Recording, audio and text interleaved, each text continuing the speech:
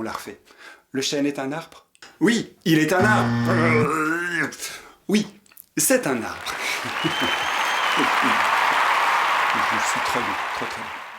On reprend ensemble la leçon 1, page 3 du livre Grammaire systématique. Le lien est en description. Vous connaissez déjà la conjugaison du verbe être? On la répète ensemble. Vous répétez exactement comme je dis. Je suis. Tu es. Il est. Elle est. On est. Nous sommes. Vous êtes. Ils sont. Elles sont. Je suis peut se prononcer en français familier je suis ou bien je suis. Je suis. Je suis. Je suis. Tu es se prononce en français familier t'es. T'es. T'es. Tu es. T'es. Ils sont. Ils sont se prononce en français familier ils sont. Ils sont. Ils sont. Ils sont. Elles sont se prononce en français familier elles sont. Elles sont. Elles sont. Elles sont. On continue avec la forme négative. Je ne suis pas. Tu n'es pas. Il n'est pas. Elle n'est pas. On n'est pas. Nous ne sommes pas. Vous n'êtes pas. Ils ne sont pas. Elles ne sont pas. En français familier, on ne prononce pas ne. Et donc on dira je suis pas. Ou bien je suis pas.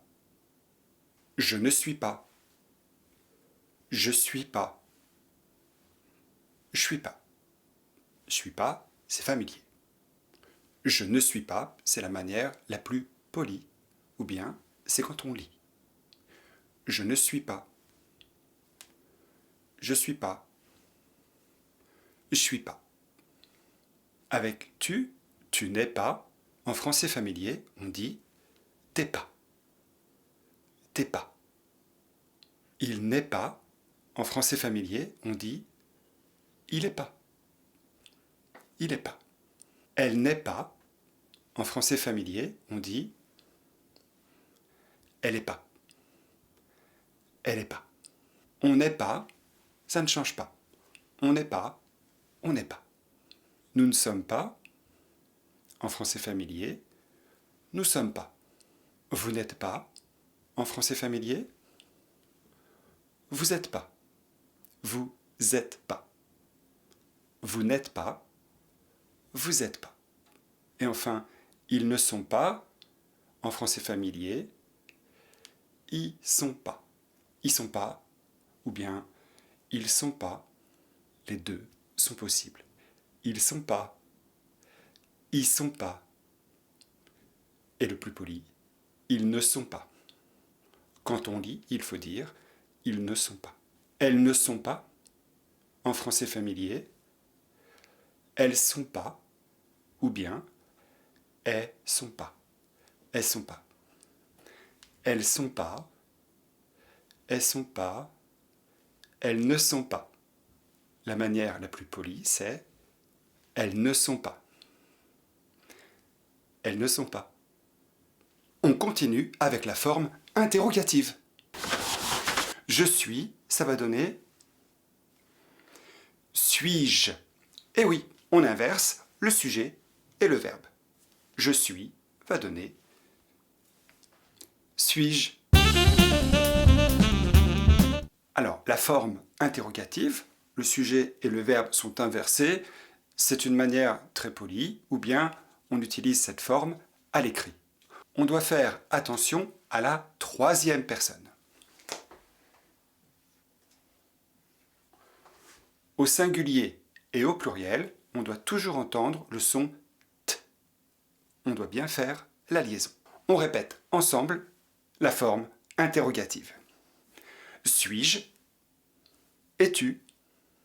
Est-il? Est-elle? Est-on? Sommes-nous? Êtes-vous? Sont-ils? Sont-elles? Vous êtes prêts? Êtes-vous prêts? Nous venons d'étudier la forme affirmative, négative et interrogative. À présent, voyons comment utiliser être. C'est parti. Voyons d'abord le cas où être est suivi d'un adjectif. Cet adjectif est attribut. L'adjectif s'accorde en genre et en nombre avec le sujet. Elles sont intelligentes. Il est grand. Il est grand. Vous êtes espagnol. Vous êtes espagnol. Vous êtes espagnol. Voici les exemples proposés. Premier exemple. Elles sont intelligentes. Le sujet, c'est elles. Elles, c'est féminin pluriel, et pour cette raison, intelligente prend un E et un S. Elles sont intelligentes, s'écrit E-S. Et la liaison est fréquente. Elle n'est pas obligatoire, mais elle est fréquente. Vous pouvez dire « elles sont intelligentes » ou bien « elles sont intelligentes ». Répétez « elles sont intelligentes ». Elles sont intelligentes. Elles sont intelligentes. Elles sont intelligentes. Quand on fait la liaison, on ne fait pas de coupure. Elles sont intelligentes. Elles sont intelligentes. Le deuxième exemple, c'est « il est grand ». Il, c'est masculin singulier. Grand ne change pas. Il est grand.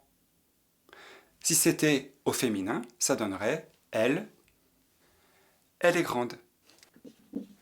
Voyons la phrase suivante. Vous êtes espagnol. Ici aussi, la liaison est possible. Vous êtes espagnol. L'enchaînement est possible. Vous êtes espagnol? Vous avez le choix. Vous êtes espagnol. Vous êtes espagnol.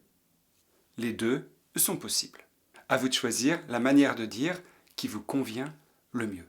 Vous êtes espagnol. Vous êtes espagnol.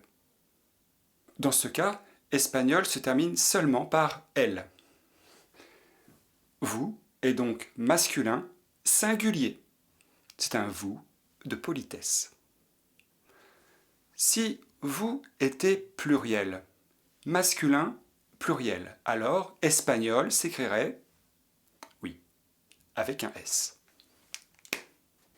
Dans ce cas, vous est pluriel, et ça peut signifier qu'il y a que des hommes, ou bien un groupe d'hommes et de femmes. Il est possible d'indiquer qu'il n'y a que des femmes au pluriel. Dans ce cas, on ajoute « eux ». Vous êtes espagnol? Vous êtes espagnol? Ici, vous, c'est un groupe composé uniquement de femmes. Et enfin, si vous, c'est juste une femme, comment écrit-on espagnol? Oui, avec seulement un E. Vous êtes espagnol? Vous êtes espagnol? Vous l'avez compris, avec être, on peut dire sa nationalité. Dites-moi, quelle est votre nationalité en commentaire? Je suis italien. Je suis italienne. Je suis malien. Je suis malienne. Je suis américain. Je suis américaine. Écrivez votre nationalité en commentaire. En français familier, on signifie nous. Quand on écrit « on est content » avec un S, ça signifie « nous sommes contents ».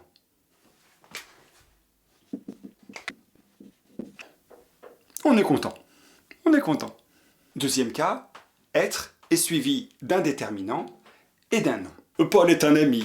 Ce vin est un millésime. Seulement, attention, quand le sujet est un pronom, on utilise généralement la forme en « c'est » suivi d'un article, suivi du nom. Par exemple, quand on dit « le chêne est un arbre », on ne dira pas « il est un arbre ». Non. Il faut dire « c'est un arbre ». Le chêne est un arbre. C'est un arbre. Le chêne est un arbre. Oui, il est un arbre. C'est ce que je viens de dire. Le chêne est un arbre. Il faut répondre oui, c'est un arbre. On la refait. Le chêne est un arbre. Oui, il est un arbre. Oui, c'est un arbre. Je suis très bien, très bien. Jean et Lucie sont des amis? Oui. Oui, ce sont des amis. Jean et Lucie sont des amis. Oui, ce sont des amis. Ici, on ne dit pas « ils sont des amis ». Non. Entendu? On continue. Quand il s'agit de dire sa profession, on ne doit pas mettre d'article. On dira « il est serveur ». Elle est serveuse. On ne dit pas « il est un serveur » ou bien « il est un serveur ». Non. Elle est une serveuse. Non. Il est serveur. Elle est serveuse.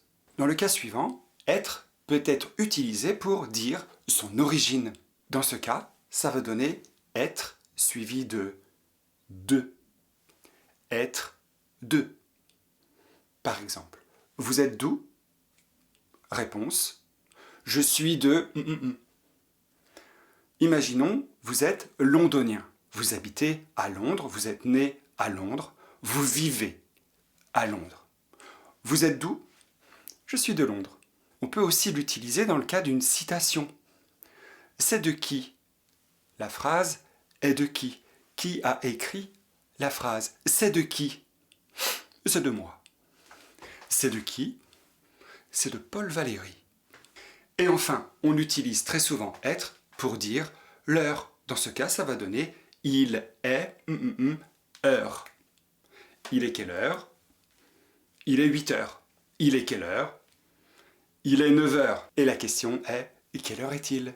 Voilà, c'était l'explication de la leçon numéro 1, page 3. À présent, je vous invite à faire les exercices sans regarder l'explication. Et on se revoit dans une prochaine vidéo pour la correction. À bientôt!